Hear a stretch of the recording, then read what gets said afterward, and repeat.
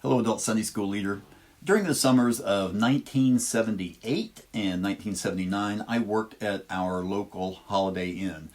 And my responsibilities included mowing the grass, taking out the trash, raising the flags every morning, and performing very minor repairs and handling whatever other tasks the boss assigned to a 17 or 18-year-old summer employee. Now, occasionally a corporate inspector would visit to review the hotel's check-in procedures, the room cleanliness, and staff friendliness. And these inspections could be scheduled in advance or completely unannounced. Now, one day we received a tip from another Holiday Inn that one of the undercover inspectors was on his way to our hotel and would be staying with us that evening. So, armed with this knowledge, several of us headed to the room that we were going to assign that inspector. We double-checked everything. We made sure that every detail, everything in the room was spotless and everything was fully functional.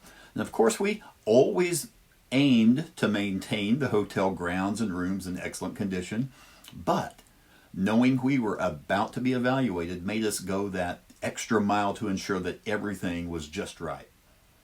Well, Jesus' return will also come with signs like labor pains, increasing in frequency and intensity, but the exact moment, that's going to be sudden and is going to catch most people off guard. And that's what we're going to be looking at this week as we continue in that unit, looking forward to Christmas. This is the last lesson in that unit, lesson number 6. It's called Looking Forward with Expectation. The focal passage is out of Matthew 24, verses 32 through 44. And the point of this lesson is that Jesus will return to bring us into his kingdom. Well, if you keep your old teaching materials, you might find some helpful information to help you with this lesson back in the lessons from May 15th and May 22nd of 2022. Well, our first set of scripture this week is Matthew 24, verses 32 through 35. And here Jesus continues teaching his followers about the signs of the end of time, beginning with an example about a fig tree. Now, I remember learning about the phrase, the budding of the fig tree. I heard about that in church as a grade school boy growing up in the early 70s. And back then, at least to me, it was taught that the fig tree represented Israel. And the interpretation was that the tree budding or coming back to life after winter dormancy symbolized Israel becoming a sovereign nation again after it had not been one for quite a while, which occurred on May 11th, 1948. Now that was nearly 77 years ago now. So let's talk about that for just a minute, okay? So while there are places in Scripture where Israel is compared to a fig tree, let's look at Luke 21, verse 29. And here Jesus says, look at the fig tree and all the trees. Okay? So this suggests that Jesus he's not using veiled language to refer to Israel becoming a nation again. To me, instead, he seems to be using the fig tree or any tree as a straightforward example. When trees bud, you know that summer is near. So similarly, as Jesus mentioned in the preceding verses, when you see vultures, you know something's dead. You know something has died. So in the same way, when you see the events that Jesus described, you'll know that the end is near. Now in verses 34 through 35, we encounter two potentially challenging passages. First, in verse 34, Jesus says, "Truly I tell you, this generation will certainly not pass away until all these things have happened." Now, at first glance, at first reading, this might seem like Jesus was telling his listeners, you won't die until all these things have happened. And of course, all those people are long gone and they haven't happened. So what does that mean? But a closer look reveals that Jesus was referring to the generation experiencing the signs of the end, not the people he was talking to initially. So when these events begin, the end will follow swiftly within the lifetime of those who are witnessing those events. So now let's go back and revisit that idea of the year 1948 representing the budding of the fig tree. So back in the 70s, again, also I was taught a generation was 40 years. So the Lord, if we add 40 years to May of 1948, we get May of 1988. And that's when the Lord would return by then. Now, I was not raised in a cult. I don't know if anybody else was taught that kind of thing or not. But this type of thought probably contributed to Edgar Whisenhunt's 1988 pamphlet that was entitled 88 Reasons Why the Rapture Will Be in 1988. And I believe I've mentioned that several times in other prep talks. Well, in verse 35, Jesus says, "Heaven and earth will pass away, but my words will never pass away." And some people find that troubling, imagining heaven itself coming to an end. However, that word heaven can refer to the atmosphere or the sky, not necessarily the place where God resides. Now, Jewish thought distinguished three heavens. The first is Earth's atmosphere, the second is outer space, and then the third is God's dwelling place, what we think of as heaven. Now, Paul references this third heaven in 2 Corinthians chapter 12, verse 2. Now, in Genesis chapter 1, verse 1, I think everybody knows that. That's at least everybody that's watching this, hopefully. In the beginning, God created the heavens and the earth. Heavens, referring to the atmosphere and space, not God's home. God's not creating his dwelling place. Okay. So other passages like Matthew chapter 5, verse 18 and Revelation chapter 21, verse 1 use heaven in the same sense that it's talking about the atmosphere and the stars. And that's what we're looking at as well in today's text. It's the atmosphere, not heaven as we think of it as God's dwelling place that's going to pass away. Well, next, let's look at Matthew 24, verses 36 through 39. And this is where Jesus states that no one knows the day or hour when these events are going to occur. Now, I mentioned Whisenhunt's book earlier, 88 Reasons. And he, in that book, acknowledged that the day and hour couldn't be known, but he claimed that we could calculate the year, month, and week. Okay?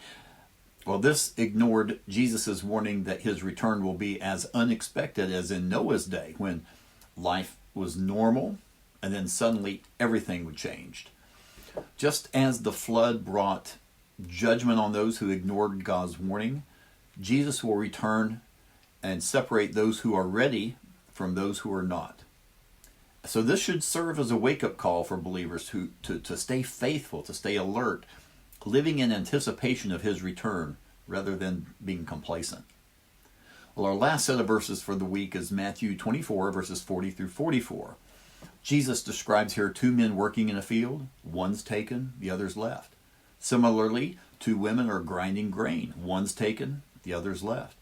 Now, the common interpretation here is that the one taken is a believer, describing what is often called the rapture, particularly a pre-tribulation, before the tribulation rapture.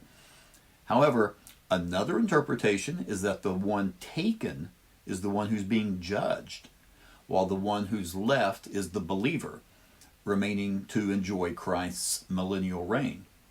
Now, this interpretation kind of aligns with verse 39, which says, "The flood came and took them all away." So in that verse, the ones who are taken are non-believers. Now, I'm not championing one view over the other, but I do find it interesting and worth considering, and you may do that as well. Consider the other viewpoint from the one you hold.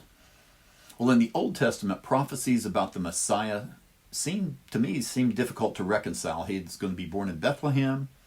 He's going to be called out of Egypt, and he's going to be a light to the Gentiles, all these things. But looking back, we can see how those prophecies harmonized in Jesus. But in the Old Testament times, I'm sure it was like, how are all these things going to happen? Similarly, the details of Jesus' return and the millennial reign and all that might seem conflicting now, but I think in hindsight we'll be able to say, oh, that makes sense. Well, ultimately, what matters is not the specific timeline or interpretation, but believing that Jesus will return. And also, we need to be preparing for that day. Jesus likens his return to a thief breaking into a house. Now, he's not equating himself to a thief, but he's emphasizing the element of surprise. If you knew a thief was coming, you would prepare. Likewise, we must be ready for Jesus' return. Now, if you were like me, if you were preparing for a thief breaking into your house, if you're like me, you'd probably go check into a hotel somewhere and just avoid it altogether.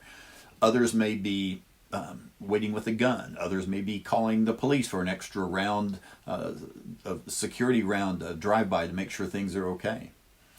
Anyway, we need to be ready for Jesus' return. But why didn't Jesus give a specific date? Why didn't he say on such and such a date in, 2,000 years from now, whatever? Well, here's the thing. Think about writing a term paper. If you knew it was due months ahead, would you start immediately? Some people would. But most people would not start immediately. They would probably procrastinate. So similarly, knowing the date of Jesus' return might tempt us to delay our preparation. Well, this lesson's point is clear. Jesus will return to bring us into his kingdom. So the question is, what should we do in the meantime? Should we kick back and wait passively for his return? Absolutely not. We're called to keep pressing on and remain faithful to the tasks he's commanded us to do. This aligns with that theme of that old hymn, we'll work till Jesus comes. We've got to stay busy. So let's live our lives with readiness, diligence, ensuring that our lives reflect his expectations every day. Well, next week, we're going to begin a new series. It's called The Heart of Worship. We're going to be starting in Isaiah chapter 40, looking at the focus of our worship. I pray that 2025 will be a year when your passion for teaching grows, helping others take one step closer to Jesus each week. Thank you so much for watching. Don't forget, now in the new year, continue to pray for and with your class.